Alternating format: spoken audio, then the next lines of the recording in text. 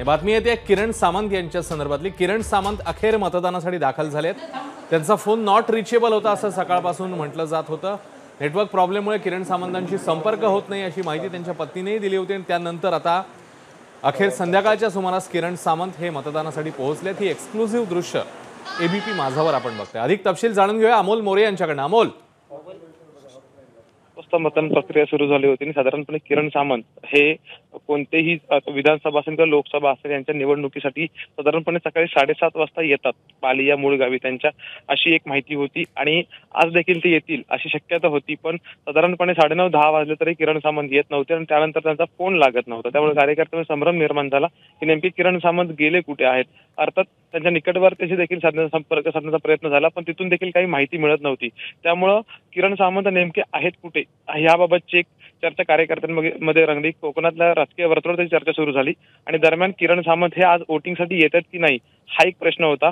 पण साधारणपणे 1 तासाभरापूर्वी त्यांच्या पत्नीनं आपल्यालाच माहिती दिली होती एबीपी माझाला की साधारणपणे पुढच्या काही वेळामध्ये किरण सामंत येतील आणि त्यांचा मतदानाचा हक्क जो आहे तो बजावतील। आणि आता किरण सामंत आलेले आहेत त्यांच्या मूळ गावी पाली या ठिकाणी आणि त्यांनी आता मतदानाचा हक्क जो आहे तो या ठिकाणी बजावलेला आहे। शेवटची 15 मिनिटं शिल्लक आहेत आणि अशा वेळेला किरण सामंत यांनी येऊन सहपत्नी आपला हक्क या ठिकाणी बजावलेला आहे। अर्थात आता ते प्रसार माध्यमांशी काही संवाद साधतात का हे बघावं लागणार आहे, कारण की टेक्निकली प्रॉब्लेम सांगितला गेला होता, मोबाईलचा इश्यू झाला होता, त्यामुळे ते संपर्कामध्ये नव्हते, कुणाशी संपर्क साधता येत नव्हता असं त्यांच्या पत्नीनं सांगितलं होतं। आणि मला वाटतं जवळपास वोटिंगच्या शेवटच्या काही मिनिटांमध्ये या ठिकाणी दाखल झालेले, अशी आपण त्यांना एक विनंती अशी करणार आहोत की त्यांनी याबाबत प्रसार माध्यमांशी बोलावं असं। शेठ तुम्ही बोलणार आहात का? हा, काय झालंय की सकाळपासून तुम्ही कुठे आहात अशी एक मी रात्री 12 वाजेपर्यंत मतदारसंघामध्ये काम करत होतो। सकाळी 7 वाजता मी बरोबर घरातून बाहेर पडलो।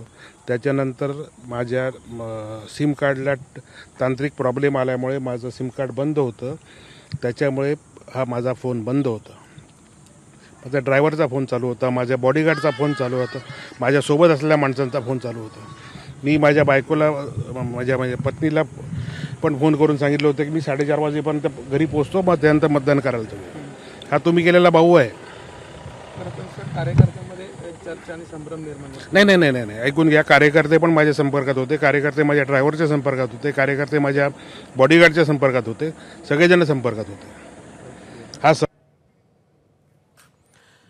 तर आपल्या फोनच्या प्रॉब्लेममुळे, नेटवर्क प्रॉब्लेममुळे, सिम कार्ड प्रॉब्लेममुळे आपण रिचेबल नव्हतो, मात्र आपल्या कार्यकर्त्यांशी आपण संपर्कात होतो असं म्हणतात किरण सामंत। एबीपी माझा, उघडा डोळे बघा नीट।